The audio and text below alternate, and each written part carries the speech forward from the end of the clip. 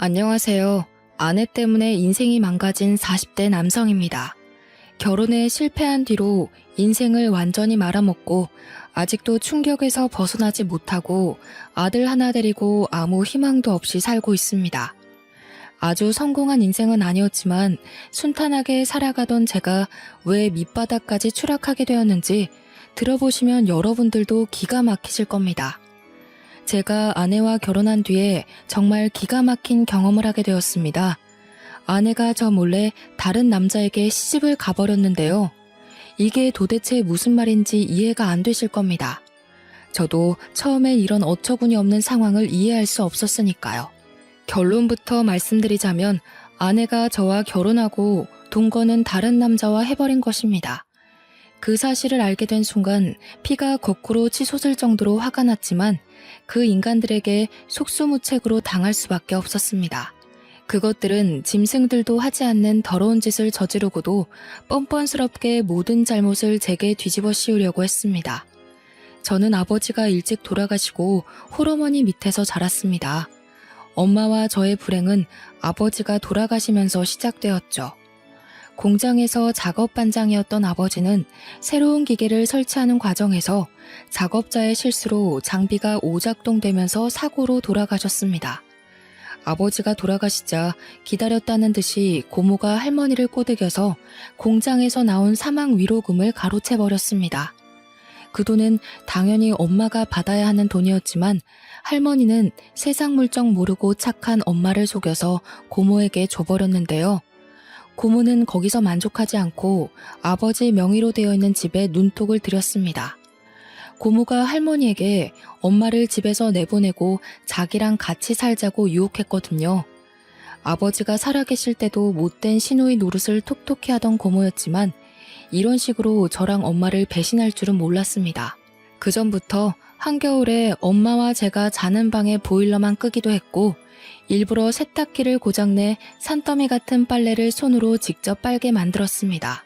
할머니는 그런 모습을 보고 동정하기는커녕 엄마가 힘들다고 울상을 지으면 나가라는 말만 하셨습니다. 그렇게 힘들면 나가야지. 굳이 왜 여기 버티고 서 있어? 아범이 이제 이 세상 사람도 아닌데 너도 더 늦기 전에 경수 데리고 네 갈 길 가라. 하지만 엄마는 나갈 수 없었습니다. 할아버지는 돌아가시기 전에 집을 아버지에게 주셨기 때문에 어떻게든 재산 분배를 하려고 했죠. 땡전 한 푼도 없었기 때문에 어쩔 수 없었습니다. 엄마가 집에서 안 나가고 버티고 있던 그 해에 유독 눈도 많이 내렸습니다. 수십 년 만에 강추위라고 뉴스에 보도되던 때였죠. 지금도 그 추위가 생각날 만큼 엄청 추웠습니다. 그런 한겨울에도 집이 탐이 난다는 이유 하나만으로 고모는 할머니를 앞세워서 엄마와 저를 집에서 쫓아내려고 했습니다. 그럴 때마다 엄마가 나서서 애원하듯 말하였는데요. 어머님, 제가 갈 데가 어디 있다고 나가라고 하시는 거예요. 그냥 어머님 모시고 이 집에서 살게 해주세요. 어머님이 하라는 집안일 묵묵히 잘해오고 있잖아요. 엄마는 이 집에서 나가면 당장 살아갈 날들이 막막하다고 할머니에게 애원했지만 할머니와 고모는 돈에 눈이 멀어서 냉정하게 돌아섰습니다. 우리도 힘들어서 그래요. 힘들어서. 내가 돈 벌어와서 겨우 입에 풀칠하고 있는데 끝까지 이럴 거예요? 이 집에서 살고 싶으면 우리 오빠처럼 돈을 벌어오던가. 돈 벌어올게요. 이 앞에 있는 슈퍼나 식당에서 일할 테니까 제발 나가라는 말은 하지 말아주세요. 그까지 푼돈 벌어오라는 소리 아니에요. 평생 남자 안 만날 거예요? 엄마가 언니 앞날 생각해서 놓아주려고 하는 거 몰라요? 군말 말고 당장 짐 싸서 나가요. 그때 엄마가 법에 대해서 조금만 지식이 있었다면 할머니와 고모에게 맞대응했을 겁니다. 아버지가 돌아가시자마자 집 명의를 자기 앞으로 돌렸을 텐데 중졸의 전업주부로 살아온 엄마는 세상사에 참 무지했습니다. 그저 할머니와 고모에게 빌면서 애원하다가 한겨울에 거리로 쫓겨나 버리고 말았죠. 당장 갈 곳이 없었던 엄마는 외할머니 집으로 갔습니다. 외갓집은 외할아버지가 몸이 불편한 탓에 형편이 좋지 않아서 다른 거처를 알아봤지만 선택의 여지가 없었습니다. 그때부터 엄마는 저를 키우기 위해 닥치는 대로 일을 하기 시작했는데요. 처음에는 친척의 소개로 아파트에서 청소일을 하시다가 도배 일을 하는 사장님의 도움으로 벽지 도배를 배우게 되었습니다. 엄마는 어린 저를 남부럽지 않게 키우려고 열심히 기술을 배우셨고 1년 뒤에 사장님과 같이 도배 일을 하게 되었죠. 2년에서 3년 차에는 인정받는 도배 기술자가 되어서 사장님께서 조금 도와줄 테니 엄마에게 독립하라는 말씀까지 해주셨습니다. 경수 엄마는 내가 보니까 이제 혼자서 일해도 되겠어. 내가 맡은 구역 떼줄 테니 독립해. 먹고 살 걱정은 없을 거야.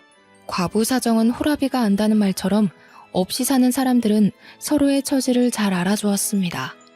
혼자 애를 키우는 엄마를 위해서 사장님이 자기 구역을 기꺼이 내어주고 도와주었습니다. 그렇게 엄마가 독립한 뒤에 돈을 모아서 전세로 집도 마련했고 경제적으로 어느 정도 자리를 잡게 되었죠. 그런데 제가 중학교에 들어간 5년 뒤에 할머니가 고모에게 쫓겨나서 엄마를 찾아오게 되었습니다. 할머니의 말에 따르면 고모가 몰래 집을 팔아버리고 할머니를 자기 집으로 데리고 가서 식모처럼 부렸다고 하는데요. 집을 판 돈도 나누어 주지 않고 자기 혼자서 독차지하더니 할머니가 돈 이야기를 꺼낼 때마다 고모가 화를 내면서 소리를 질렀다고 합니다. 뭐? 돈을 달라고? 엄마, 지금까지 먹여주고 재워준 것만 해도 얼만데 돈을 달라는 거야. 설마 치매라도 걸렸어? 시끄럽게 돈 타령하지 말고 밥이나 차려줘. 그제서야 할머니는 자기밖에 모르는 표독스러운 고모에게 속아서 이용당했다는 사실을 깨달았습니다. 게다가 고모부는 알코올 중독 기질이 있어서 매일 술에 취해 난동을 피워서 집안이 하루도 조용할 날이 없었을 겁니다. 고모와 고모부는 매일 서로 욕을 하면서 싸웠고 가재 도구들도 부서졌거든요. 그날도 고모가 고모부에게 얻어맞았는지 분을 참지 못하고 할머니에게 손찌검까지 했다고 합니다. 고모의 폭력이 날이 갈수록 심해져서 할머니는 그 집에서 더 있다가는 죽을 수도 있겠다는 생각이 들었다고 하죠. 그 길로 도망을 치듯이 빠져나와서 엄마를 찾아왔다고 하는데요. 저는 할머니를 내쫓았으면 했지만 할머니가 울면서 용서를 비니까 마음이 약한 엄마는 할머니를 받아주었습니다. 그렇게 불편한 동거를 몇 년 동안 지속하다가 제가 고등학교를 졸업할 무렵에 할머니가 세상을 떠나셨어요.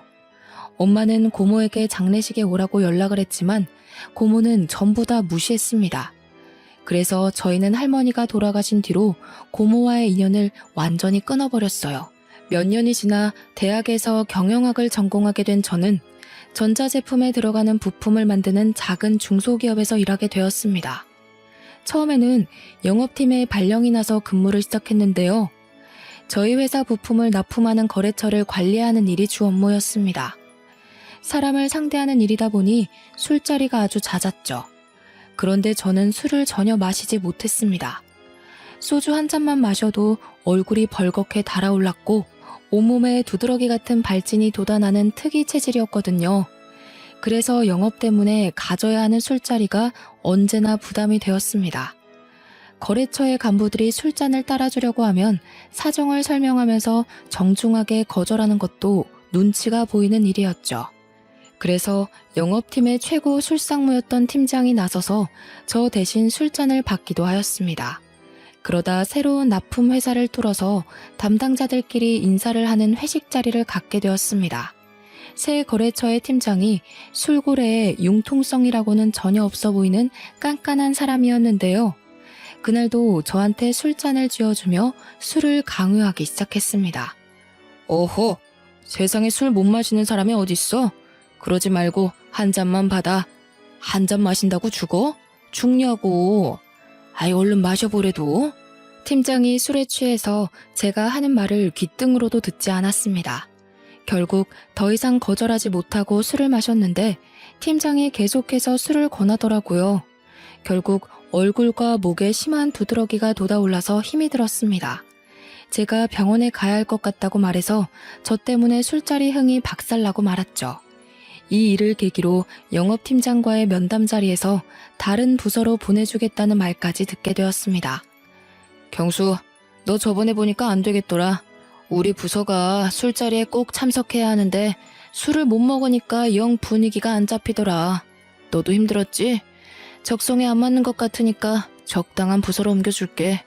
여기서 거절하고 버티고 있을 수 없어서 우선 알겠다고 했는데요. 얼마 후에 회사의 회계를 맡은 부서로 발령을 받게 되었습니다. 늘 숫자와 씨름해야 하는 머리 아픈 업무였죠.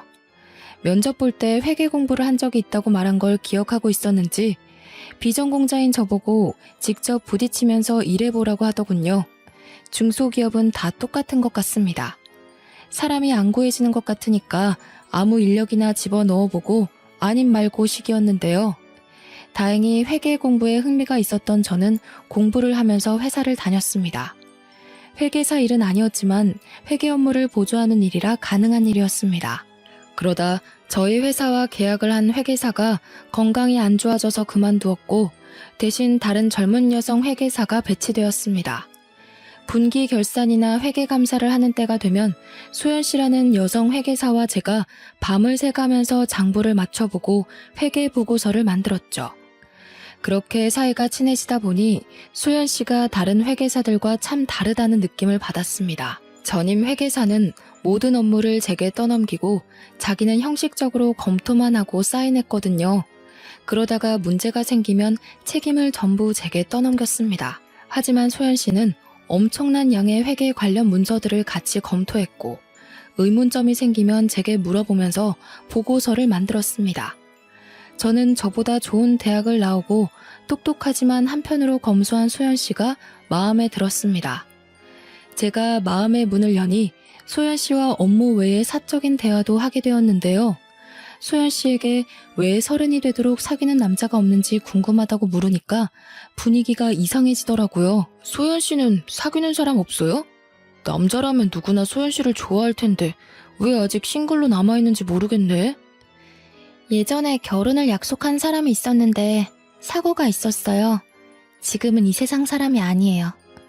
소연 씨에게는 대학 시절부터 사귀던 애인이 있었는데 사고로 세상을 떠난 것 같더군요. 대학교 1학년 때부터 같은 과 선배와 사귀면서 결혼을 약속했었다고 합니다. 그런데 결혼식 한 달을 남겨두고 등산에 갔다가 사고를 당해 허망하게 죽었다고 하네요. 그 말을 해주면서 소연 씨의 낯빛이 무척이나 어두워졌습니다. 그 뒤로 남자를 만난 적도 없고 열심히 일만 하면서 살아왔네요. 이제 더 이상 누굴 만날 자신이 없어요. 상처받을까봐 무섭기도 하고. 아니에요, 소연 씨. 굳이 결혼은 안 하더라도 연애는 해야죠. 소연 씨라면 좋은 사람 만날 수 있을 거예요. 저는 이미 소연 씨에게 호감이 있는 상태라서 오히려 트라우마를 보듬고 치유해주고 싶었습니다. 제가 그 후로 적극적으로 저녁 먹자고 하고 주말에도 만나자고 하니까 조금씩 호감을 보이면서 닫혀있던 마음의 문을 열기 시작했습니다. 그렇게 몇 달이 지났을까요? 정식으로 교제를 시작하면서 큰 문제가 생기기 시작했습니다. 소연이 부모님이 대학 교수이셨거든요. 게다가 소연이가 외동딸이라서 저를 엄청 안 좋아하셨습니다. 하긴 대학 교수 집안이 아니더라도 별 볼 일 없는 저를 사윗감으로 못마땅하게 생각하는 건 당연한 일이었죠. 하지만 소연이는 끝까지 저를 포기하지 않고 시댁으로 끌고 가 결혼을 전제로 만나는 걸 허락받으려고 하였습니다. 그런데 장모님께서 소리를 지르면서 반대하셨는데요. 아버지도 없고 직업도 변변치 않은 놈이 뭐가 좋다고 결혼을 하겠다는 거냐? 절대 안 돼. 내가 아주 괜찮은 신랑감 골라줄 테니까 당장 헤어져. 장모님께서 자기 눈에 흙이 들어가기 전까지 절대 결혼을 허락할 수 없다고 폭언을 내뱉으셨습니다. 서로에 대한 사랑 하나로 인연을 버텨왔지만 장모님께서 저랑 헤어지지 않으면 호적에서 파버리고 의절하겠다는 경고를 하셔서 저희 사이도 멀어졌죠. 그날 이후로 연락이 뜸했다가 수연이가 먼저 연락해서 헤어지자고 하였습니다. 우리 이제 그만 정리해야 할 것 같아. 이렇게 부모님이 반대하는데 결혼하면 불행할 거야. 그러니까 오빠도 더 이상 나 만나려고 하지 말고 좋은 사람 만나. 예견했던 일이었습니다. 수연이가 눈물을 흘리면서 말하길래 가만히 고개를 끄덕이다가 등을 돌렸죠. 어차피 소연이와 저는 어울리지 않았습니다. 몇 달 뒤에 집안 배경이 좋은 변호사를 만나 결혼했다는 소식을 들으니까 저랑 어울리지 않는 여자였다는 생각이 더욱더 강력하게 들더군요. 소연이는 당연히 회사 사람들에게 결혼 소식을 알리고 퇴사하였습니다. 실연을 당한 게 티가 났는지 자꾸만 실수를 하자 회계팀장이 제게 면담을 하자고 하였습니다. 그리고 제게 생각을 정리할 시간이 필요해 보인다고 했죠. 그래, 너도 소연씨 그만둔 거 알고 있지? 지금 일이 손에 안 잡힐 거야. 생각 같아서는 한 달 정도 휴가를 끊어주고 싶은데 그럴 수는 없고 일주일만 쉬다가 돌아와. 회계팀장이 제 사정을 이해해줘서 휴가를 내고 제주도로 일주일간 여행을 떠났습니다. 제주도에 도착해서 숙소에 짐을 풀고 근처 식당으로 들어갔는데요. 서빙을 하던 여성이 저를 보고 환하게 웃어주더라고요. 안녕하세요. 딱 보니까 이 동네 사람은 아닌 것 같은데 저희 식당 처음 오셨어요? 네, 이제 막 제주도에 도착했는데 여기는 뭐가 맛있나요? 전부 다 맛있지만 흑돼지 백반이 최고 인기 메뉴예요. 그걸로 드릴까요? 네, 그걸로 주세요. 서빙을 하던 여성이 추천해주던 대로 제주도 흑돼지 백반을 시켰는데 양이 정말 푸짐하고 맛도 좋더라고요. 고기가 입에서 살살 녹았고 감칠맛이 났습니다. 다음에도 또 오고 싶다는 생각을 하고 있는데 서빙을 하던 여성이 갑자기 말을 걸어왔죠. 혼자서 여행 오셨나 봐요? 네, 어리 좀 시키려고 혼자 왔어요. 얼마나 계시다 갈 건가요? 일주일 정도 머물 겁니다. 여행 계획은 잡으셨어요? 아니요, 그냥 아무 생각 없이 훌쩍 떠난 거라 계획은 없어요. 그럼 제가 가이드 해드릴까요? 예? 갑자기요? 오늘 처음 본 손님의 여행 가이드를 해주겠다고 나서니까 당황스럽더군요. 솔직히 그때는 혼자 있고 싶었지만 힘들고 지쳐 보여서 가이드 해주고 싶다는 말을 듣고 마음이 흔들렸습니다. 저야 가이드 해주시면 좋죠. 그런데 여기서 일하셔야 하는 거 아니에요? 이 식당 제 아버지 거예요. 틈날 때마다 도와드리고 있어서 자리 비워도 괜찮아요. 잠깐만요. 아버지께 물어보고 올게요. 그러면서 카운터에 앉아있던 남자에게 다가가서 뭐라 말을 하고 있었습니다. 사장으로 보이는 남자가 저를 굳은 표정으로 쳐다보더니 고개를 젓고 있더라고요. 그랬더니 서빙을 해주던 여자의 목소리가 조금 커졌습니다. 아니 아빠, 도대체 왜 안 된다는 거야? 이번에 알바 구해줬다며. 일 안 도와줘도 되니까 집에 있어. 내가 도대체 몇 번을 말해줘야 돼? 외지 남자는 만나지 말라고 했잖아. 그냥 혼자 온 분 가이드 해드리는 거야. 다른 뜻은 없어.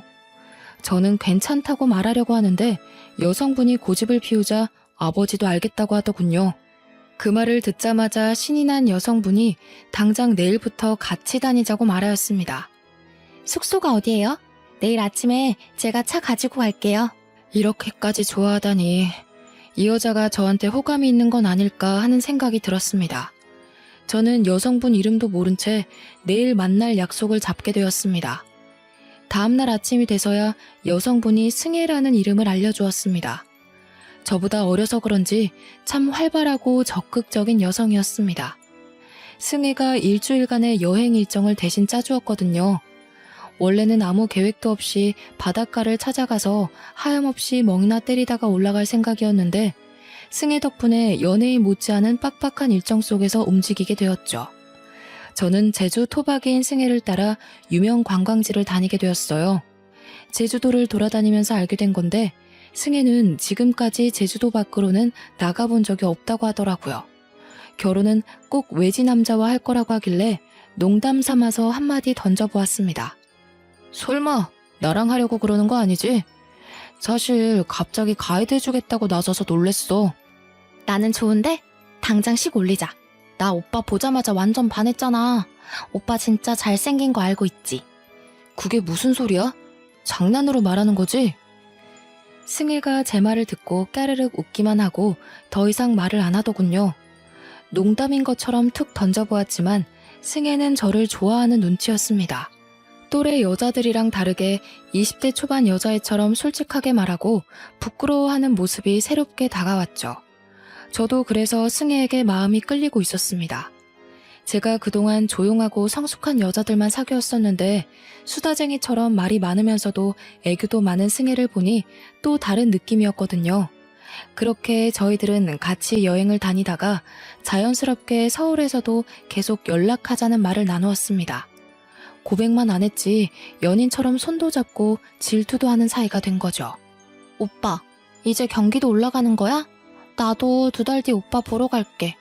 그때 나 모른 척하면 가만 안 둔다. 내가 그럴 리 있겠어. 너만 기다리고 있을게. 꼭 와야 해.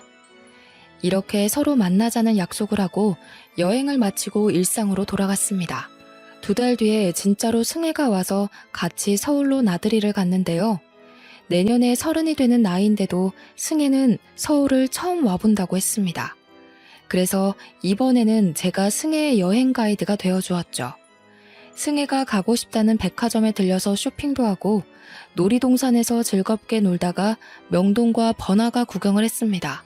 승혜가 그렇게 사흘을 머물다가 내려갔습니다. 그때부터 승혜와 저는 경기도와 제주도를 오가면서 연애를 하게 되었습니다.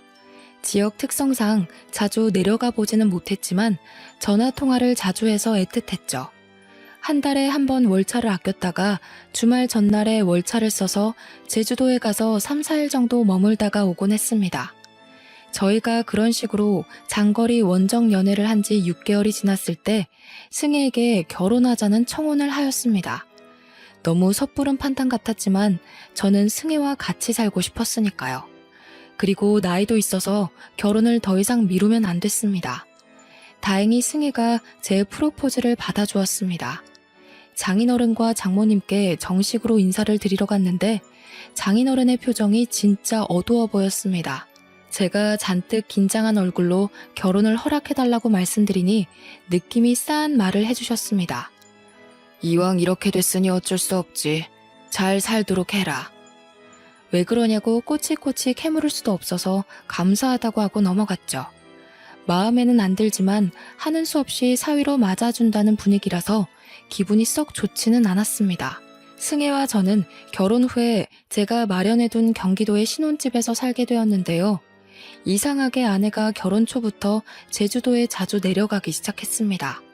물론 처가와 친구들이 모두 제주도에 있으니 일이 있을 때마다 내려가는 건 당연한 일이었지만 아내가 한 달에 몇 번씩 제주도에 내려가니까 이상하더군요. 하지만 처가에 가지 말라고 할 수도 없어서 그냥 두었습니다. 그쯤 아이도 가졌으니 힘들어서 처가에 자주 가는 거라고 생각했죠.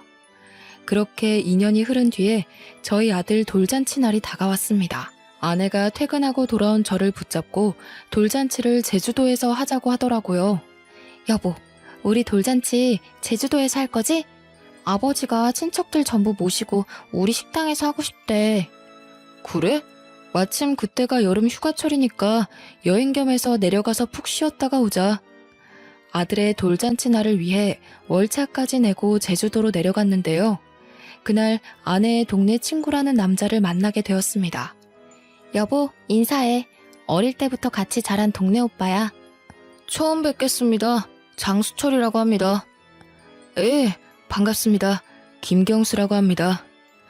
돌잔치 준비하기도 바빠 죽겠는데 아내가 아는 오빠를 소개해주겠다고 했을 때 약간 당황스럽긴 했습니다. 게다가 아무리 친한 오빠라고 하더라도 남편에게 알고 지냈던 남자를 소개해준다는 건 흔한 일이 아니잖아요. 하지만 제가 보수적인 거라고 생각했습니다. 아내가 장수철이라는 남자를 진짜 친구라고 생각하는 거라며 이해해 보려고 했죠. 수철 씨는 민박집을 운영하고 있다며 처가까지 가지 말고 민박집에서 묵고 가라고 하였습니다. 처가 좁은 거 알고 계시지? 거기서 잠자고 하려고 눈치 보일 텐데 모처럼 오셨는데 저희 집에서 하루 묵었다 가시죠. 수철 씨가 처가의 집 크기까지 알고 있는 게 찝찝했지만 제주도에 머무는 동안 그곳에서 며칠 지내기로 하였습니다. 수철 씨는 친절하게 민박집 하나하나를 구경시켜주면서 설명해주더군요. 덕분에 관심도 없던 아내의 친한 오빠의 취미 생활까지 알게 되었습니다. 조개 껍데기가 가득 있는 방안을 보여주길래 멋지다, 근사하다는 말로 대충 대꾸해 주었죠. 무언가 봐달라는 눈치였지만 안 그래도 돌잔치 준비 때문에 지쳐있는 상태였습니다. 관심도 없는 조개 껍데기 구경할 시간이 없어서 얼른 돌잔치 장소로 넘어갔는데요. 돌잔치를 마치고 저는 회사 일 때문에 다시 경기도로 올라갔습니다. 아내는 제주도에 더 있겠다고 하더니 2주 뒤에 올라왔습니다. 그날 이후로 아내가 점점 제주도에 머무는 시간이 길어졌습니다. 여보, 다음 주에 제주도 가서 보름만 있다가 올게. 뭐? 저번에는 2주나 더 있다가 왔잖아. 왜 보름이나 있으려고 하는 거야? 엄마가 몸이 안 좋아서 식당 일 도와달라고 그러네? 아내가 식당 일을 핑계로 제주도에 가더니 보름 혹은 한 달씩 머물다가 오기 시작했습니다. 그리고 며칠 지나지 않아서 또 제주도에 갔고 2달 넘게 지내다가 오기도 했죠. 저는 장모님이 아파서 그런 거라고 생각해서 제 아들이 6살이 될 때까지 1년의 절반 이상을 제주도에서 지내게 하였습니다. 그런데 모임에서 만난 고등학교 동창이 뜻밖의 말을 꺼내놓았습니다. 내가 저번 달에 제주도로 휴가를 갔는데 재수씨를 만났어. 땡땡 민박집에서 지내고 있더라? 재수씨는 왜 거기서 지내고 있는 거래? 친구는 제주도 여행을 계획하고 숙소를 알아보다가 비교적 가격이 저렴한 민박집을 예약했는데 그곳에서 아내를 봤다는 겁니다. 재수씨는 나를 못 알아보는 것 같았는데 분명히 재수씨가 맞았어. 웬 남자랑 같이 있는 걸 봐서 아는 척은 안 했거든? 내가 둘이 무슨 사이냐고 물어보니까 재수씨가 뭐라 한 줄 알아? 둘이 부부 사이래. 우리 와이프가 거기 있을 리가 없잖아. 네가 잘못 본 거야. 와이프가 거기서 지내더라도 왜 부부 사이라고 했겠어. 우리 와이프 얼굴 까먹은 거 아니야? 저는 친구의 말을 끝까지 믿지 않았습니다. 친구 녀석이 아내를 본 건 7년 전 결혼식장에서 본 게 전부였으니까요. 비슷한 여자를 아내로 착각했을 거라고 생각했죠. 그런데 동창 녀석이 저를 붙들고 확인해보라고 난리를 피웠습니다. 야, 네가 맨날 프로필 사진 가족 사진으로 해놓는데 내가 그걸 모르겠냐? 내가 눈썰미 하나는 끝내주니까 한번 확인만 해봐라. 내가 걱정돼서 그래. 저는 미친 소리 하지 말라고 딱 잡아떼기는 했지만 신경이 쓰이긴 하였습니다. 아내한테 어떻게 말해야 할까 고민하는 사이 제주도에 있던 아내와 아들이 경기도로 돌아왔습니다. 그리고 혹시나 하는 마음에 짐들을 뒤져보았는데요. 제주도에서 몇 주 머물다 돌아온 아들의 주머니에서 의외의 물건을 발견해서 아내가 뭔가 감추고 있다는 확신이 들었습니다. 그래서 제가 아들에게 주머니 속에 든 조개 껍데기가 뭔지 물어보았죠. 아들, 이거 제주도에서 주워온 거야? 누가 준 건 아니고? 누가 준 건 아니고 민박집 아저씨 집에서 가지고 왔어. 민박집 아저씨? 설마 그 장수철 아저씨? 아들 녀석이 맞다고 고개를 끄덕이길래 조개 껍데기를 자세하게 들여다보았습니다. 아니나 다를까 조개 껍데기에는 아내의 이름이 선명하게 새겨져 있더군요. 그때 장수철이 운영하고 있는 민박집 방안이 떠올랐습니다. 자기가 특별한 취미를 가지고 있다며 조개 껍데기를 보여주었거든요. 그때는 조개 껍데기가 너무 많고 관심도 없어서 대충 칭찬만 해주고 나온 기억이 있습니다. 그런데 이런 조개 껍데기를 떡하니 두고 저한테 구경을 시켜주었다니 아주 저를 농락한 셈이었죠. 그래서 저는 둘의 사이는 보통 사이가 아닐 거라고 생각했습니다. 저는 아들에게 제주도에서 어떻게 지내왔는지 자세하게 물어보았는데요. 아들의 입에서 충격적인 말이 나와서 지금도 잊을 수가 없습니다. 제주도 가면 항상 그 아저씨 집에서 지냈어. 나는 맨날 딴 방에서 잤고 엄마는 맨날 그 아저씨랑 자는 것 같던데? 아들의 말을 듣는 순간 하마터면 욕설을 내뱉을 뻔했습니다. 민박집을 하고 있는 그놈은 아내와 친한 오빠가 아니라 내연남이었던 거죠. 아내는 제주도에 살고 있는 내연남을 만나기 위해 거짓말을 하고 제주도에 갔던 것입니다. 그것도 아들을 데리고 장수철이 지내고 있는 민박집에서 동거를 했다는 사실을 알고 분노가 치밀어 올랐습니다. 당연히 아내에게 가서 왜 이런 짓을 저질렀냐고 따졌는데요. 아내가 처음에는 무슨 말도 안 되는 소리를 하냐며 아니라고 펄쩍 뛰었습니다. 그랬더니 아들놈이 고개를 갸웃거리며 진실을 이야기해 주더군요. 엄마, 왜 거짓말을 해? 그 아저씨 민박집 아니면 안 된다고 했잖아. 내가 할아버지 집에 가자고 해도 아저씨 집에 가서 사랑한다고 뽀뽀도 하는 거 봤어. 엄마가 나한테 아빠도 사랑하고 아저씨도 사랑한다고 해놓고 거짓말하면 안 돼. 아들의 말을 듣고 저는 화가 치밀어 올라 얼굴이 빨개졌고 아내의 얼굴에서는 핏기가 사라져가고 있었습니다. 저는 아들에게 방에 들어가 있으라고 한 다음에 아내의 뺨을 후려갈겼죠. 네가 진짜 제정신이야? 애를 데리고 다니면서 바람을 피워? 어떻게 자식이 보는 앞에서 그런 더러운 짓을 해? 네가 그러고도 인간이야? 아니, 그렇다고 뺨을 때려? 당신 미쳤어? 정우한테도 이런 식으로 알아냈지? 정우가 말할 애가 아닌데 이상하게 당신한테 다 말했더라. 설마 정우 때렸어? 너야말로 머리가 어떻게 된 거 아니니? 내가 정우를 때렸겠어? 정우가 당신 바람 피는 거 보고 정 떨어져서 나한테 털어놓은 거겠지. 우리 정우가 그럴 리 없어. 당신이 자꾸 때리니까 거짓말까지 한 거겠지. 나 정우 앞에서 떳떳해. 당신이 나한테 이럴 자격 없다고. 뭐? 그러면 상간남 소송이랑 이혼 소송 둘 다 시작해봐? 네가 그렇게 떳떳하면 판사님한테 물어보자. 누가 더 떳떳하나? 그래, 그렇게 하자. 증거도 없는데 무슨 수로 소송을 해? 당신 진짜 또라이 아니야? 또라이? 그래, 또라이가 뭔지 보여줄게. 비키라고. 당신이 잘못할 때까지, 털어놓을 때까지 다 거덜낼 거야. 제가 난동을 피우면서 집안 살림을 하나씩 부수기 시작하니까 그제서야 아내가 제 바짓가랑이를 붙잡으며 울음을 터뜨렸습니다. 여보, 잘못했어. 그만해. 그만하라고. 나도 어쩔 수가 없었어. 아버지가 반대하는 바람에. 제가 추궁하니까 아내는 모든 걸 체념하고 왜 이런 말도 안 되는 짓을 저질렀는지 털어놓더군요. 장인어른이 아내를 제주도 밖으로 못 나가게 하고 집착해서였다고 합니다. 아내는 섬이 답답하고 싫어서 육지로 나가고 싶다고 하자 장인이 바로 반대했죠. 승혜, 네가 육지로 나가버리면 이 식당은 누가 운영하니? 뻘소리 하지 말고 넌 수철이랑 결혼해서 식당 물려받을 생각이나 해라. 아빠, 난 누가 뭐라 해도 서울로 갈 거야. 수철 오빠랑 결혼해도 서울로 갈 거라고. 뭐? 서울은 무슨 서울이야? 네가 서울에서 살 돈은 있어? 아빠도 돈이 없어서 서울은 안 된다고 했잖아. 아니, 내가 되게 만들 거야. 꼭 이 지긋지긋한 제주도 빠져나갈 거라고. 아내가 제주도를 떠나겠다고 고집하자 수철이라는 남자랑도 다퉜다고 하죠. 사귀던 남자와 사이가 소홀해지자 아내가 외지 여행객들이 많이 오는 식당에서 일을 하면서 괜찮은 남자를 물색했던 겁니다. 제주도를 떠나고 싶어하는 아내의 속셈을 잘 알고 있던 장인은 저와 결혼하겠다고 했을 때 못마땅하게 생각했던 것인데요.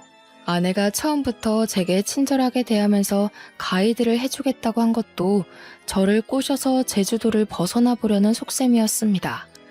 결국 장인어른이 아내에게 두 손 두 발을 들고 저와의 결혼을 허락해 주었죠.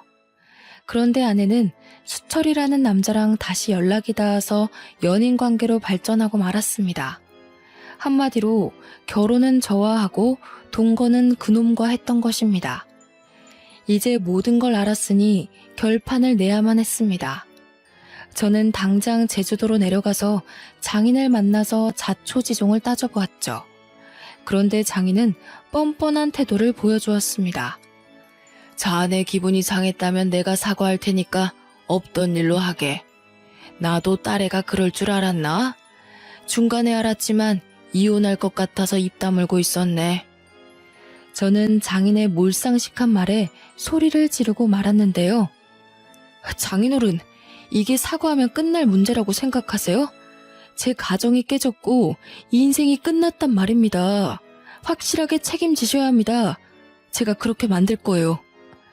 이런 식으로 씩씩대면서 처가를 나와서 장수철이 운영하는 민박집으로 차를 몰고 갔습니다. 민박집에서 만난 그놈은 어처구니 없는 변명을 짓거려 놓았죠. 승혜를 너무 사랑해서 제 곁에 두고 싶어서 그랬어요. 정말 죄송합니다.